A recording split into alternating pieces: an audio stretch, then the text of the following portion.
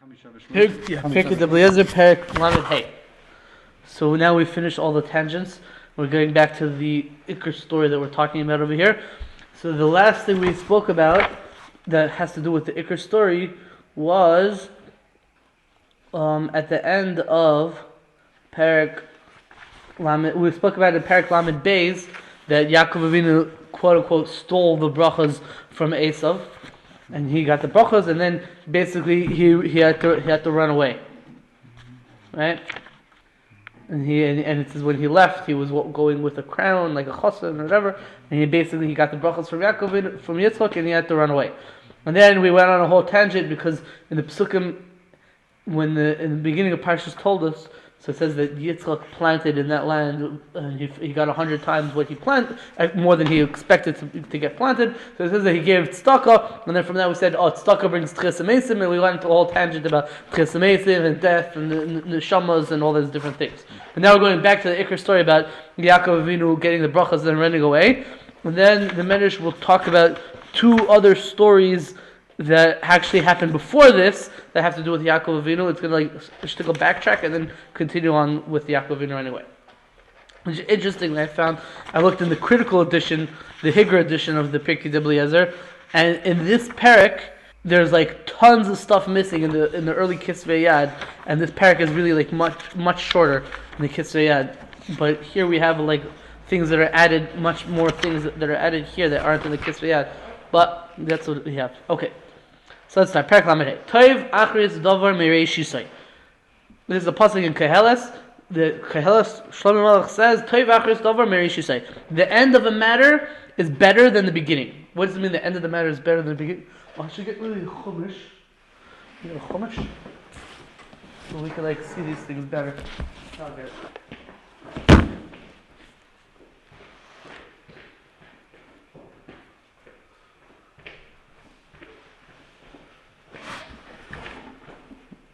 What? Oh, it's better. The thing is right there.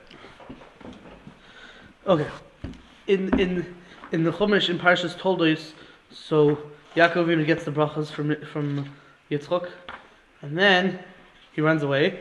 And at the end of the parsha, he goes back to his father, and Rivka tells Yitzchok, I don't want Yaakov Avinu to end up marrying someone from Bnei Ches, right? So Yitzchak calls Yaakov and says, "Come here." He tells him, "I don't want you to go marry someone from Canaan." And he gives him another bracha, and he says, "Go to my father, Kum Lech Padena Aram. You should go there to the house of Besuel, and then marry someone from over there." And it says, "V'yitin lecha." It says, "V'kel shakai yivorech ischov yafrecha v'yarbecha." Hashem is going to give you a bracha, and you're going to be fruitful, multiply. V'yisak al amim. You're going to be a congregation of people. V'yitin lecha is birkas Avram. Hashem is going to give you the blessing of Avram. L'chol zaracha itoch. To you and to your descendants with you, to inherit the land that you're living in that Hashem is going to give that Hashem gave to Avram. Right? So that's a bracha that, besides the original brachas that Yitzchak gave to Yaakov Avinu, at the end of the parshas told us he gave him other brachas right before Yaakov Avinu left. So the Medrash says this: Habrachas harishonos sheberach Yitzchak liYaakov. The original brachas that Yitzchok gave to Yaakov Avinu, the ones that he stole from Eisav, al talelei shomayim, yaldogon aretz. Those brachas were about the dew of the heavens and the produce or the grain of the land. Shenamar, it says the pasuk, v'yitin l'cha lekim tal shomayim, like we spoke about earlier in Perek Lamed Beis, when we went through the brachas and explained all the different elements of the bracha that Yitzchok originally gave Yaakov. But they all had to do with the physical things of the land and the fat of the land and the dew, etc. But habrachos hachroinos, birchos yisoid olam. The latter brachas that he got at the end of the parsha are birchos yisoid olam. They're blessings that have to do with the foundation of the world. And they never have any cessation, not in this world and not in the next world. Those brachas are everlasting, right? It's not bound to Olam Hazeh. It's something that's beyond Olam Hazeh. Shenamar, it says the pasuk, "Kel shakai yivorecha ischa." Hashem is going to bless you, and that's talking about v'yafrecha v'yarbecha. You're going to have a lot of children multiply. V'yisrael kal amim. V'oid Heisav leis Birkas Avraham, and also Yitzchok added in the second brachas the bracha of Avraham. Shneimar v'yitin l'chol es Birkas Avraham l'chol zeracha itoch. So from here you see that the end of the matter is better than the beginning of the matter. The first brachas that Hashem gave, that Yitzchok gave to Yaakov, were confined to Olam Hazeh. They had to do with physical growth and agriculture. And the second brachas, that was more chashuv. It has to do with Priya Revia, and it has to do with Birkas Avram, which are everlasting. So that was the latter brachas were greater than the former brachas. Can you explain how the Kil Shakai Yivarechoscha is referring not only to Olam Hazeh but also to Olam Haba? Why is I'm it not sure. quoting I'm this? not. Yeah, I don't know. Does that have something to do with the shame of Shakai? Yeah. I don't know. I know that the Mefarshim say that the shame of Shakai, the Rikanti in Parshas Lach Lecha says that the shame of Shakai has to do specifically with Priya Urevia. Because I remember, I think Rashi saying Shakai has to do with having having enough, that there will be enough. Meaning you'll be fed well, you'll have everything in Olam Hazeh. Dafka, sounds like. Yeah, I don't know. Here it seems like a hefech, that it's everything, including Olam Haba. I mean, the context is V'kel Shakai Yivarech Yisrael V'yafrecha V'yarbecha.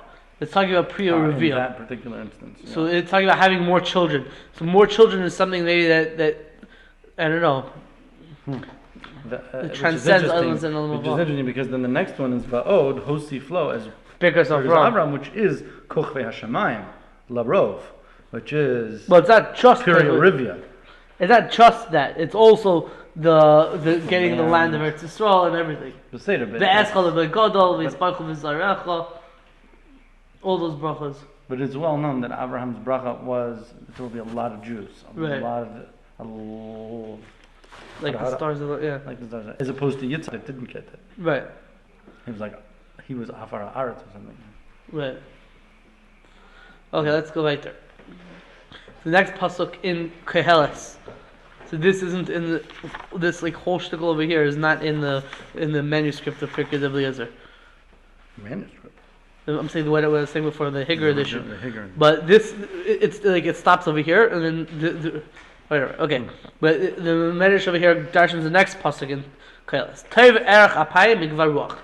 It's greater or better to have erech apayim, slow to anger, than to have gvar ruach, than to be haughty.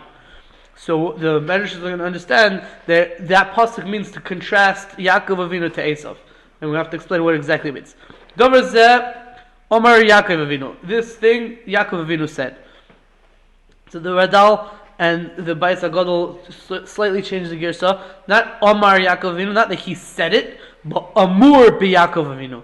It's said about Yaakov Avinu, or Nemar Keneged Yaakov Avinu. That's the Bais HaGadol says Nemar Keneged Yaakov Avinu. It's said about Yaakov. It's said Keneged corresponds to Yaakov Avinu. Right? Not that he said this, but rather that this is talking about Yaakov Avinu. Marzu says no. It means that he said it, meaning he was saying that this is the way you should act. That Yaakov would tell people like this is the proper way of acting. What does that mean? Every day, Yaakov would lengthen his spirit, meaning he would be slow to anger and make himself calm. And Yaakov would say all types of words of fanagiyos. What in the world are fanagiyos? We'll get to it in a moment. But we could say that Pashup Shat, Fanagiyos means he would say nice things, Divrei Ritzur, good things, nice things, pleasant things. You could say it like that. Okay, so we said that it's better to be Toiv Erech Apayim, to be slow to anger, than Gvar Ruach. What's the Gvar Ruach? Gvar Ruach Ze Eisav Rasha. The term Gvar Ruach is referring to Eisav, the wicked man. Why? What did Eisav do? He every day he would eat from his game. He would go hunting and eat from his own game. And because of his great haughtiness, he wouldn't give to Yaakov Avinu from any of his foods anything. He wouldn't give even a morsel to Yaakov Avinu. He wouldn't give. So what's happening over here in the Medrash? So Rabbi Yomi Izmir explains like this. Pinagios, as I said before, Pinagios is like divrei ritzui. He has a different guess of pugios, not Pinagios. Pugios, that Yaakov Avinu would say divrei ritzui, meaning nice things, words of appeasement, meaning like this. Rabbi Yomi explains that Yaakov Avinu recognized that everything that comes to him in this world comes directly from Hashem. So Yaakov Avinu, every time he would get a meal or he would get something good in this world, so he would be scared that maybe Hashem is using up his zchuyos for olam hazeh, for olam haba in olam hazeh, and he would be scared of that. So every time that something good would happen to Yaakov Avinu, he would say divrei pugios upiusim, words of appeasement and nice things to Hashem, to try to get Hashem to not take it, not subtract it from his account. That was what Yaakov Avinu would do. On the other hand, Eisav would do the exact opposite. Eisav was very haughty. And what Eisav would do is every single day he would go out and he would say, look, I don't need Hashem. I'll just go and hunt and eat my own food. And therefore I'm not eating anything from Hashem. Hashem's not helping me. I'm doing it all by myself. And we're going to see that Hashem wanted to teach him a lesson. So what's going to happen is that one time he's going to go hunting and he's not going to be successful and he's not going to get anything. Rabbi Yomi says that it could be because it used to be that every day Esau would go out and use the clothing from Adam Rishon, which would make the animals automatically docile and easy to capture.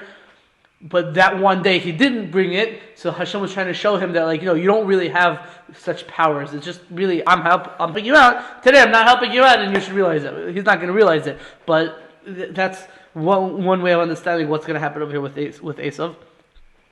Another nukud that Rabbi Yomi says is that what it means that Eisav was haughty and he didn't give any food to Yaakov Avinu is because he thought that everything is coming from himself. So why should I give to somebody else? That according to the first pshat. According to the second pshat, he's saying that Eisav was so haughty that he wanted, if you want me to give you food to Yaakov, he'll say, so go beg me. You should pray to me and beg me to give you food, and then I'll give you something to eat. But Yaakov never stooped that low to go beg Eisav to give him food, so Eisav never gave him anything.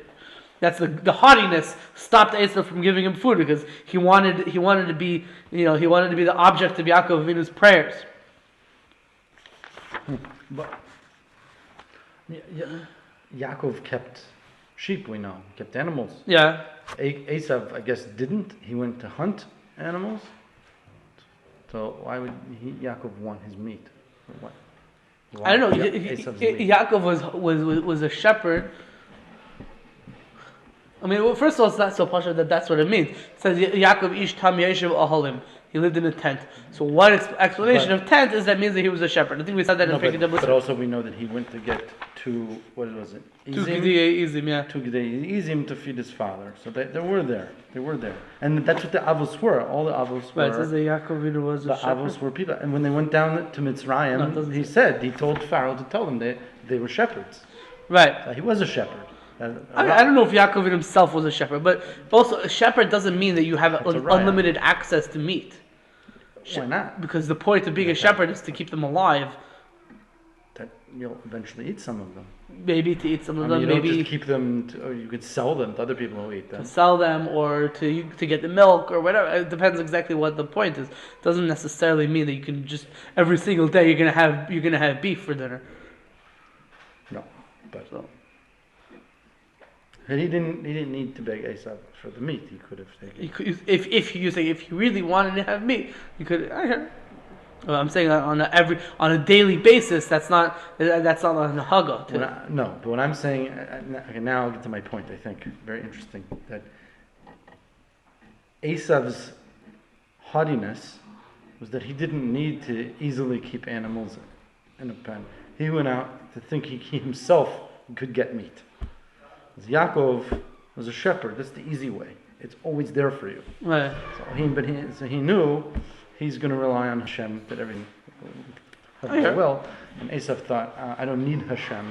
I'll go out and get myself. I mean, this sort of brings us to the next point. The Radal, he slightly changes the girsa.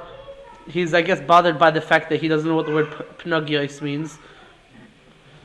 And he says, first of all, maybe he'll say that, change the gears to say that Yaakov Avinu b'chol yom v'yom hayamarech es ruchoi v'oimer kol dvorov benachas.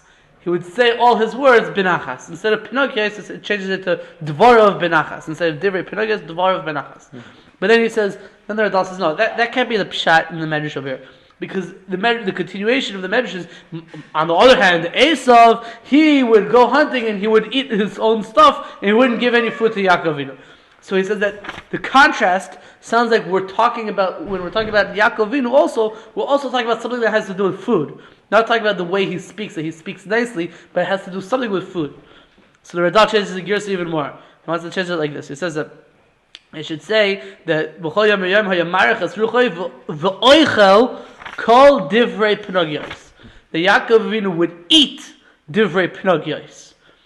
Right? And we're talking about we're praising Yaakov Avinu for the way he would eat. He would eat divrei Pinocchios. So what are divrei Pinocchios? So the Radal is a very creative pshat over here.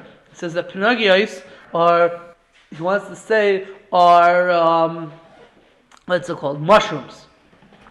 Why?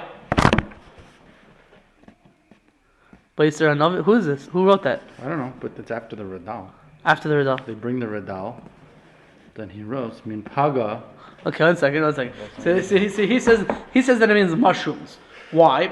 Because he says that mushrooms are. What are mushrooms? What do I have in common with what do I have in common with the mushrooms? I'm a fungi. So mushrooms are fungus or fungi in plural. So fungi. So the Radal says that Pinocchios is fungi. So Yaakov Avinu would eat kol divrei Pinocchios. He would eat all kinds of fungi that were growing in the ground. Because first of all, those are foods that are not considered like chashuv foods. You don't have to be like an important person to eat such a food. It's like, commoners eat such a food. That's one nukuda. The second nukuda is that it's free or very cheap. So because of that, Yaakov Avinu was he was more edel. He was more like refined. He wasn't looking for like the best type of food or whatever. He would eat like the more simple things, and he would go and eat mushrooms. That's what Yaakov Avinu would eat.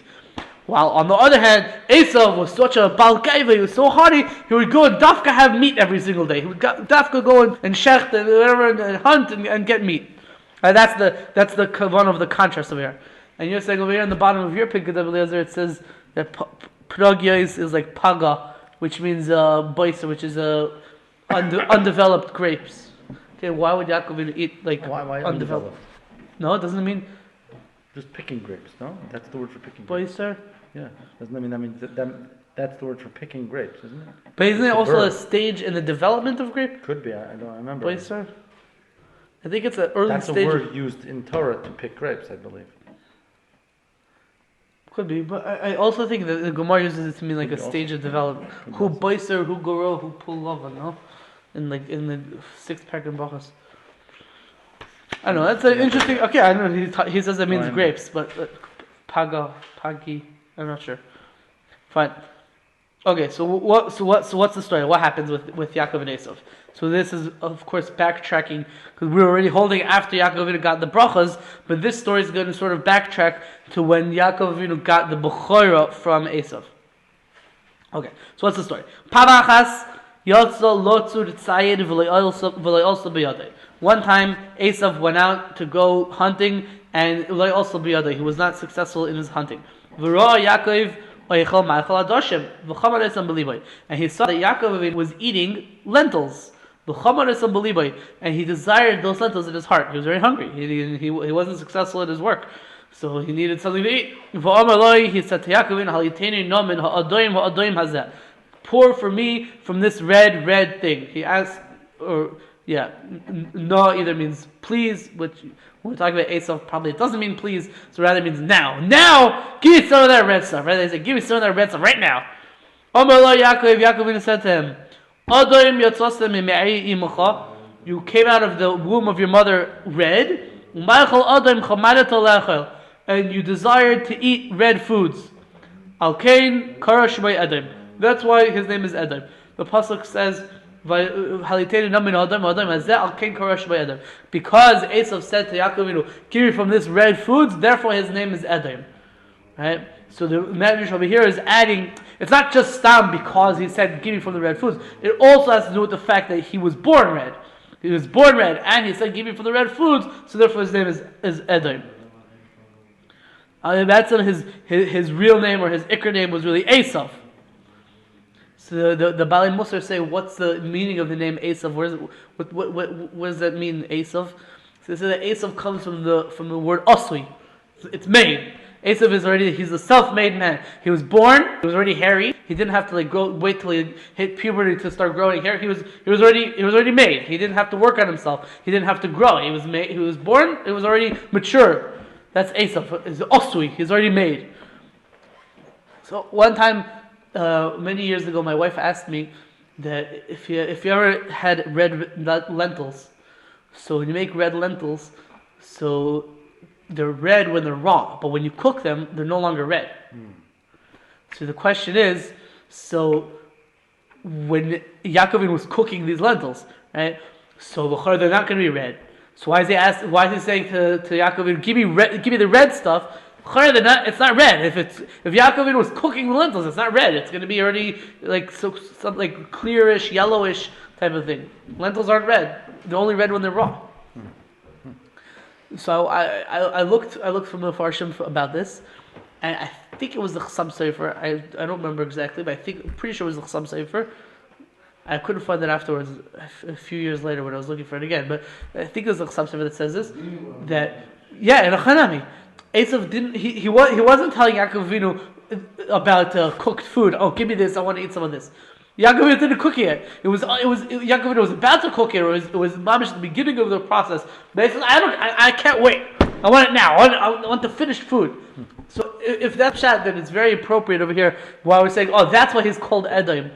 Because it's the same thing as why he's called Eisav. Eisav is a lashon of Asu. He's already done. He doesn't want to develop. He doesn't want to cook. He doesn't want to change himself. He believes he is the way he is. Vazel. So the same thing with the lentils. He's saying, give me the red stuff. Give me it while it's still red. Don't bother cooking it. Don't wait. I can't wait for it to finish cooking it. I don't need it to develop more. Just give it to me right now. The way it is, that's the way it is. What you see is what you get. You know.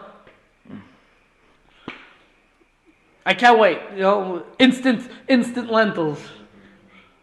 That's the idea of Edom. I once heard a pshat from Rav Moshe Shapiro. I don't remember exactly what he said. But I once heard a pshat from him that because the word if like the Balei Musar said that Eisav is from like lashon of Asui, right? So but his name is not Asui, it's Eisav, right? So there's a yud. Where's the yud? The yud is missing, right? And there's a vase. What? And there's a vase. No, there's no vase. A vav.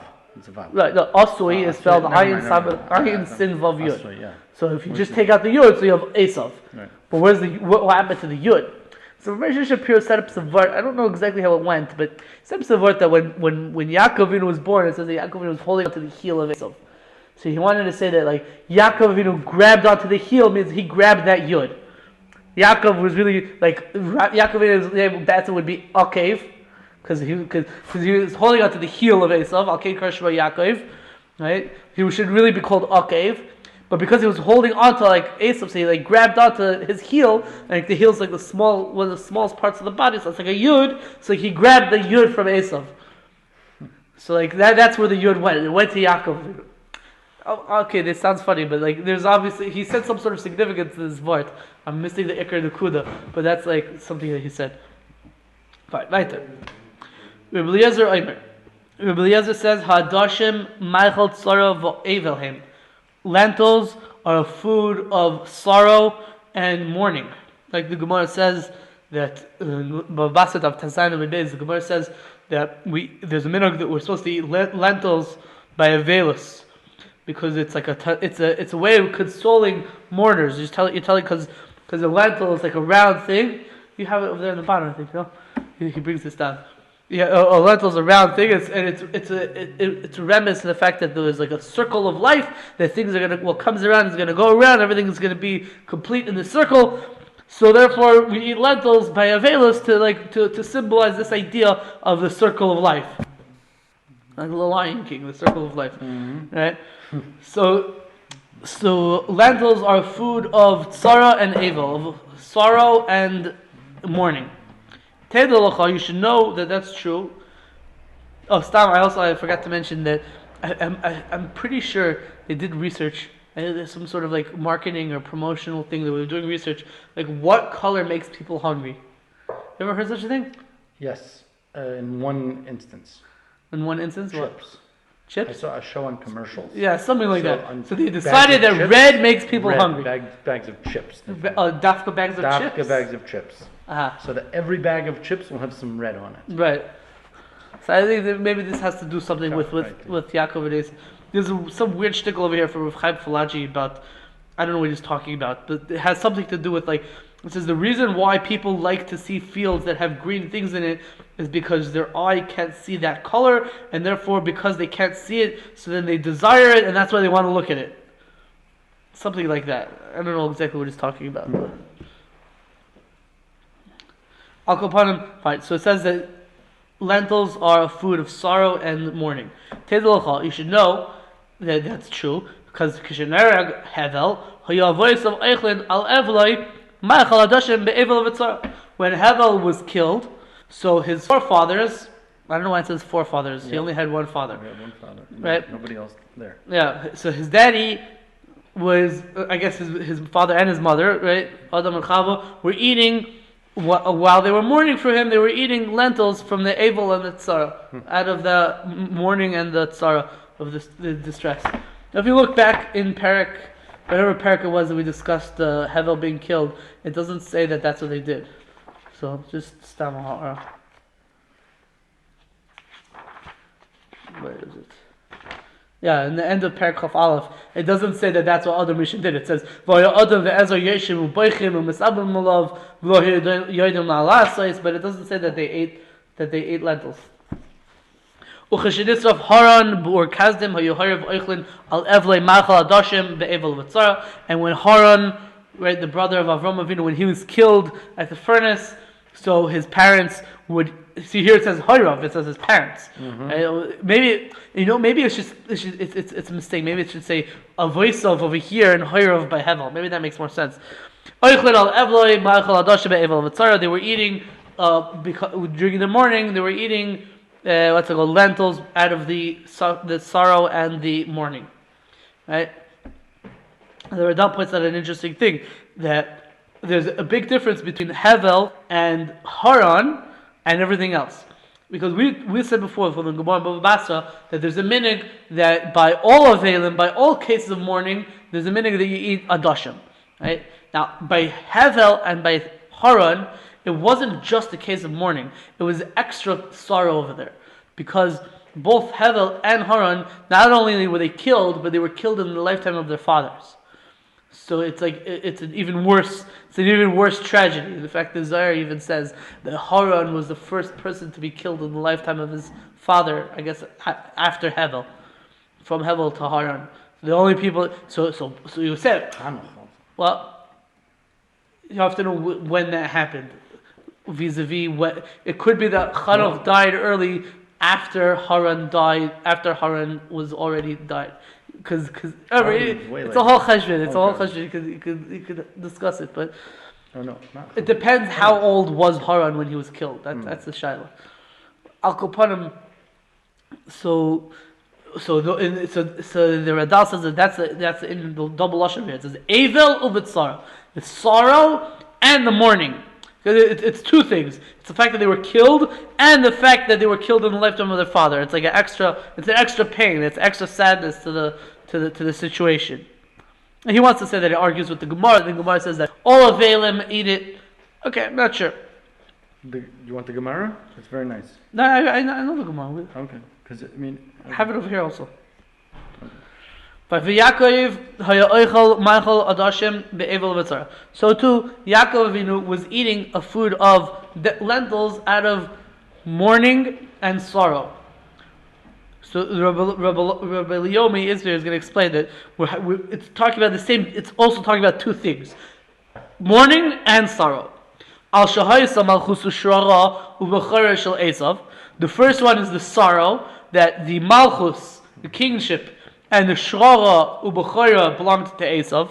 That Eisav was going to be like the successor to Avraham and Yitzchok, right? He was the apparent successor. So that was one thing that made the situation very sad. Okay, so who cares? Like, okay, but why all of a sudden today are you upset about it? So Rabbi Eliezer explains, because the Gemara says that on this day, it says that Esau did 5 horrible averos. Right? He did Eishasish, the Naimarasa, he did Ritzicha, he was Kaifer Be'ikr, etc. Right? The Gemara says that. So Dafka today, that Esau did all these horrible affairs, now it makes it even more sad that he's the one who's going to be the successor, he's going to be the Bukhara, and he's doing these horrible affairs, so it's very sad. And Avraham Avinu Zakena. And also, that day was the day that Avraham Avinu died.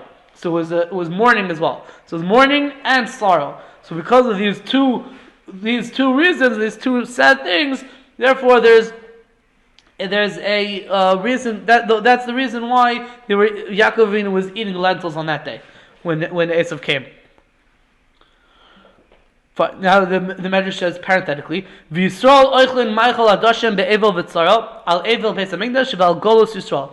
And the Medrash says parenthetically that's the minhag of Klal Yisrael. The Klal Yisrael also eats lentils out of sorrow and out of mourning for the destruction of the Beis Hamikdash, and out of the sorrow of the bitterness of the exile that we're in. So those are the two reasons why we eat lentils. When do we have a minute to eat lentils? So the Radal brings down that the Tur in Hilchos Tisha B'Av brings that there's a minhag that you have lentils by the Sudam of Sekas on Erev Tisha B'Av. That's what it's talking about. Okay, fine. And one more line. The Medrash says, "Mikan from here you learn."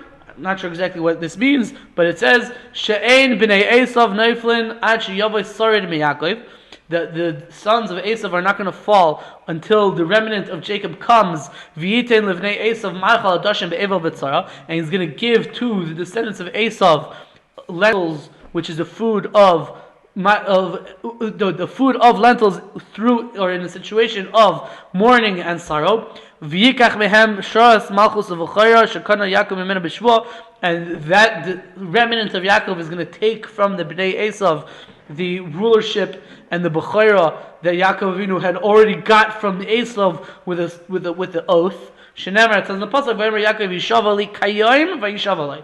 He swore to me today, vayishavalei, or like the day, meaning like the day that it's going to be forever, and he swore to him. So I don't know exactly what this means, but somehow like B'yimai Mashiach, Eisav is only going to fall when we give Eisav some sort of lentils or something like that. Now, equally perplexing is, as the Mefarshim over here mentioned, we sort of had a similar thing earlier in Perek Lamed Beis, and it's also going to appear again in Lamed Zayin, where it said, "Mikanat lomeid she'en b'nei Eisav neifel ad sheyavos sarid miYaakov v'katetz raglav shel Eisav." The descendants of Esau are not going to fall until the remnant of Jacob comes and cuts off the feet of the people of Esau. Cuts off the feet of Esau. It says that earlier in Lamed Beis we had it, and later on we're going to have it in Lamed Zayin again. So I don't know what that means exactly, but it's some sort of prophecy about the end of days when Yimai Mashiach on the downfall of Esau. Okay, so that was we bet and we're holding after Yaakov Avinu got the brachas from Yitzchok and ran away.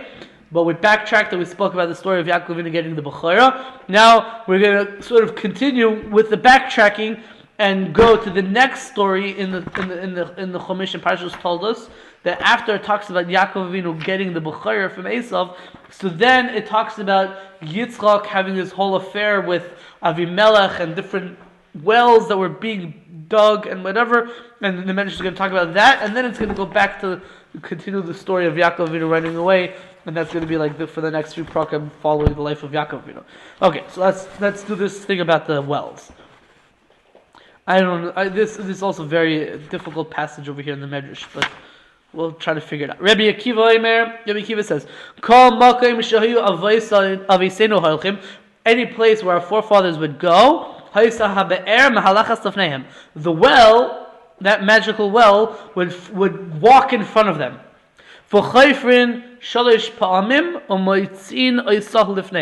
And you would dig 3 times, and then you would find that well in front of you. Okay. V'chafar Yitzchak ba'aretz shleisha pa'amim, shalish pa'amim or shleisha pa'amim. Yitzchak Avinu dug in the land 3 times. Umatza Eisav lefanov, and he found the well in front of him, or Eisav lefanov. Shneimah, it says the pasuk Vayashav Yitzchak vayachbar es be'irei samayim. Yitzchak returned and he dug up the wells of water. Now, please explain the next line. Chafar ba'aretz shnei pa'amim. He dug in the land twice. Umatza Eisav lefanov, and he found it in front of him. Shneimah vayachbar avdei Yitzchak banochal. And the servants of Yitzchak dug in the what's it called, creek. I have shalosh. Oh, we're up the creek. You have shalosh? Mm-hmm. Oh, really? Yesh gersinan shtei. Oh. But he remembers shalosh. So okay, so we just said he dug 3 times. So then we're saying so your gear says okay. This gear says first he dug 3 times and he found it, and then he dug twice and he found it. Well, we just said it. If you dig 3 times, then you find it. So now we're saying twice and you find it. So there's something wrong over here. And according to your Gersa, then it's just repeating itself. If you dig 3 times, you find it. Because we find by Yitzchak, he dug 3 times and he found it. And we find by Yitzchak, he dug 3 times and he found it. You saying it twice? So, I found in the Ter Shlema from Menachem Kasher, he brings the different Gersa from the Medrash HaGadol, which is a Medrash that was printed from a manuscript that they found in Teiman, in Yemen, ascribed to a Rishon called Reb David Ha'adani, that they say he wrote it.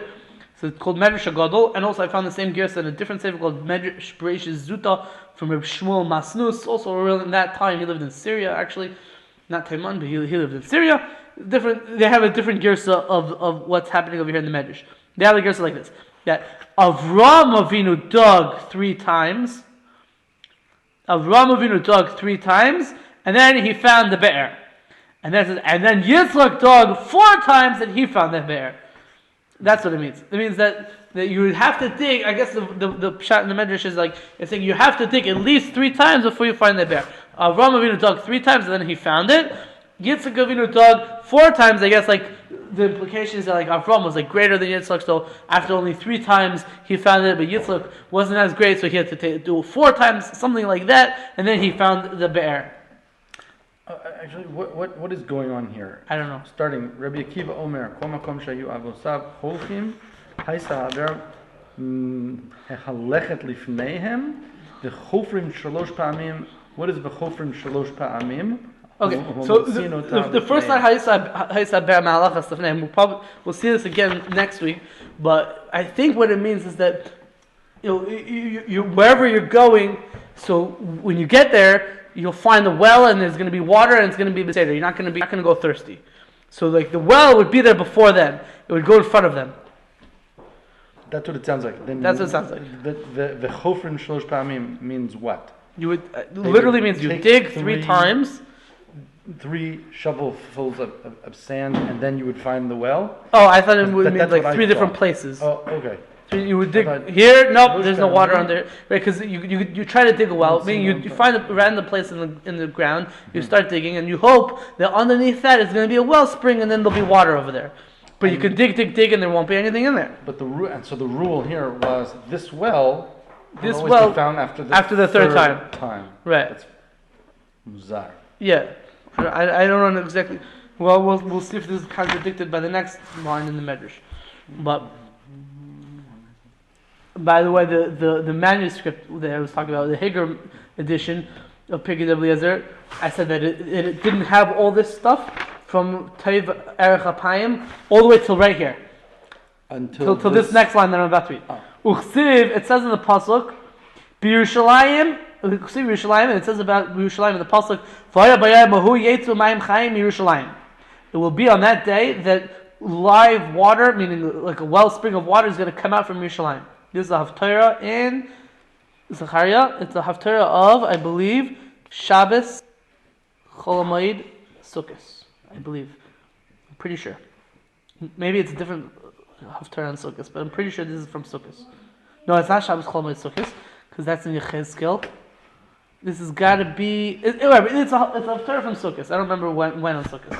Al Kapanim, because it has to do with Mayim, whatever. The pasuk says that on the day that Mashiach comes, there's going to be a spring of water coming out of Yerushalayim. What is that talking about? That is the wellspring that's going to come out of Yerushalayim and is going to quench all the people around Yerushalayim.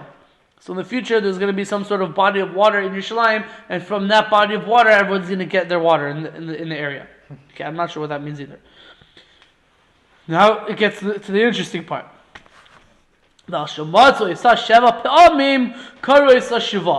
because Yitzchak Avinu found, that's what it seems like it's saying, because Yitzchak Avinu found that well 7 times, so he called the well 7. He gave that well a name and called it 7. Could according to the Girsa of the Syrian, it was Avraham 3, Yitzchak 4. Could it mean 7th time? If we're finding the that's well, a Pshat. He's saying finding the well on the 7th time. I found it 4 times, or whatever. On the 3 times. Yitzchak found it 4 times, and on that time was the 7th time. It could be that's what it means. I don't know. They found it Sheva Pam. I don't remember if they have this part of the Medrash. I think they only brought the first part back. It could be. I don't remember checking it out. But that actually makes a lot of sense what you're saying. And because Yitzchak found it on the 7th time, meaning if you include Avraham and Yitzchak, Karu is Shiva, right? Karu Eisav. I'm thinking because Shiva was what's Shiva?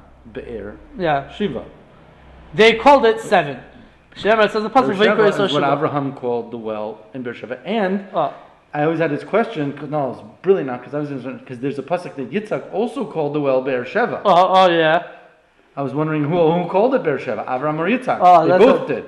So that's what the. Hashem habe'er nikras ha'ir Beer Sheva ad hayom hazeh, and because of the well, the city is called Beer Sheva ad hayom hazeh till this day. So you bring a pasuk both by Avraham and by Yitzchak. Right. That concept. Yes. So 1 second. So it's interesting that the Bible critics, so the Bible critics, this is one of their quote-unquote proofs that the Bible was written by different sources and was put together by an editor. So one source says Avraham Avinu gave the etymology of the name Beer Sheva, it comes from Avraham, he gave it the name, and another source said that Yitzchak gave it that name, and whoever edited the Bible or whatever didn't realize that there's 2 different contradictory sources and didn't try to make them shtim b'chol, and they were left, these 2 sources were left in the Bible, and that's the way it is. They come from 2 different sources. That's what the Bible critics say. Now, the truth is that the Rishonim and the Achronim, everyone discusses this issue. First of all, it's ridiculous to say that whoever edited the final edition of the Bible was so stupid that he didn't realize that there's this contradiction. He made a lot of mistakes. Yeah, I mean, if you look at Rashi, yeah. Rashi points out all the mistakes. Right, exactly. So whoever this guy was, So P or whatever his name. Yeah, P. He had a lot of bad errors. Right. So the Rishonim already discussed this. There's at least 5 answers to this question. The Radal over here brings one answer. One answer is that Avraham Avinu gave it the name, and then the name didn't really last. People didn't catch on. And then when Yitzchok had made the same treaty with Avimelech, so he gave it the name Beer Sheva, and then it lasted. Oh, this is appropriate because Menashe is not here tonight because he's in Beer Sheva for Shabbos. That's one pshat. The Radal says. The other Rishonim say this pshat also. The other pshat is that there were 2 cities named Beer Sheva. The Rashbam that brings a pasuk that sounds like there's a Beer Sheva in Yehuda, there's a Beer Sheva elsewhere also. So there's 2 places called Beer Sheva. Yeah, because Yitzchak wasn't. I mean that makes sense because Yitzchak wasn't near Beer Sheva. They were in Hebron when this happened when he made a treaty with. No, because it says Vayeshu Yitzchak Begror. He went to Gror and the Plishtim. So I don't know, but so perhaps Avraham. Vayalech Misham Vayichan Benachal Gror. I don't know. So what they said that the name didn't catch on. The Rishonim said there's also, or there were 2 places called Beer Sheva, or one explanation the Rishonim say is that Avraham Avinu only gave the name Beer Sheva to the well, but Yitzchak Avinu gave the name to the city as well. And there's other pshatim that both of them gave it the name, that because of both of them, Okay, I know. The Rishonim all speak about this. What's another Nakuda that I want? One last Nakuda. Oh yeah, the Marzu points out that if you want to say that it's saying that, yeah, okay, whatever. The Marzu points out that the two lines that we said before were sort of contradictory. It's a 3 or 2 times, or you had 3 and 3 times, which is redundant, not contradictory. The other Nakudas over here, it says that Yaakov, the Yitzchak Avinu found it in the 7 times. Because Yitzchak found the well 7 times, so he called it 7. So where do we find that Yitzchak Avinu called it 7 times? So the Bayis HaGadol says the whole pshat over here. It says like this. Let's go through the psukim. The pasuk says, "Vayelech misham Yitzchak vayichan manachal gror vayeshiv sham." Yitzchak went from there and he went to Nachal Gror and he settled in Nachal Gror. And then it says that he went and he dug the wells. After Yitzchak Banochal, the servants of Yitzchak dug in the Nachal Gror. Where's the Sham Be'er Mayim Chaim? And they found the Be'er Mayim Chaim. So that's one well that Yitzchak's servants found called Nachal, right? Nachal Gror. Then it says that they fought by Yerivu. The shepherds of Yitzchak fought with the shepherds of Gror, and the shepherds of Gror said, "No, really, the water belongs to us." So Yitzchak made another well, and they called it Esau, because Esau means a fight, because there was a fight there. So that's the second well. Then they made another well, and they also fought about that, so they called it Sitna, which means the adversary. So the third well is called adversary. Then there's a fourth well. Vayatek Misham, Yitzchak left from there, Vayachbar Be'acheres, and he dug another well. They didn't fight about that one. He called it Rechorvos. Right, fine, that's the fourth well. And then the fifth well, Vayal Misham Beer Sheva, he went to Beer Sheva. And then it says that he built another well over there. It does? Yeah. It's already Beer Sheva. 1 second. Because it says, "Vayivoyu avdei vayom hahu vayivoyu avdei Yitzchak vayigidlo al des be'er shechoforu vayom elay matzonu moyim." So they told him about another one. Vayikra so Shiva, and he called it Shiva, 7. Alken shemayir Beer Sheva, right? That's the fourth. That's the what's it called? That is the fifth one. The fifth one of Yaakov, right? He had Nachal Gror, Esek, Sitna, Rechoivos, and now Beer Sheva. So that's Yaakov Avinu's fifth well. I'm sorry, not Yaakov. Yitzchak's fifth well. And then the Bayis HaGadol adds, and then we find one more well by Yaakov Avinu, because Yaakov Avinu is going to find the well again in Haran. And he said one more time, Klal Yisrael has it in the Midbar. So that's 6 and that's 7. Right? 6 is Yaakov and 7 is Bnei Yisrael in the Midbar. So therefore you see that this well was found 7 times. And because altogether in history it was found 7 times, Yitzchak here calls it Shiva. He calls it 7. That's what the Bayis HaGadol says. This time I had a ha'ara because really Bnei Yisrael in the Midbar had 2 be'eros. One Parshas B'Shalach. Who? Bnei Yisrael in the Midbar. Oh, in the Midbar. Right? If he's counting 5 of Yitzchok, 1 of Yaakov, which we're going to speak about in the next parak, and then 1 of Bnei Yisrael in the Midbar. So that's altogether 7. Right? But really there was 2 in the Midbar. 1 in Parshas B'Shalach, and 1 in Parshas Chukas. But how about Avraham Avinu? What about Avraham Avinu? He's not including Avraham Avinu for some reason, the Bayis HaGadol. Maybe because, I don't know. Yeshiv Yitzchak v'yachfru et be'erus hamayim asher chafru b'mei Avraham. Maybe he's counting. He's just digging up what Avraham did, so it's like it doesn't count separately. It could be. It could be. I don't know. But the point is that so I have a ha'ara on the Bayis HaGadol. He's counting 1 that they did in the Midbar, but really there were 2 in the Midbar, Parshas B'Shalach and Parshas Chukas. So on, and there are Rishonim that say that the story of B'Shalach and the story of Chukas is really talking about one story. In B'Shalach, where they had the be'er that gave them water, right? B'schus Miriam, let's say whatever. Okay, I don't know if it's B'schus Miriam, but because that's what Chazal said. It was B'schus Miriam. Then when Miriam died, it went away, and then Moshe Rabbeinu had the story where he hit the rock, and the rock gave water, but he hit the rock because it was a punishment, and he was supposed to hit the rock. But the Rabbeinu Yosef B'chor Shar, one of the Rishonim, he says that the 2 stories is really one story. in Bishalach, the Torah wasn't focusing on the fact that Moshe Rabbeinu did something wrong by hitting the rock, because it wasn't relevant at that point in the Chumash. And in Parshas Chukas, it focuses on the fact that he did something wrong by hitting the rock, but it's really the same story. Okay. Fine, so we'll stop over here. Alright, call to.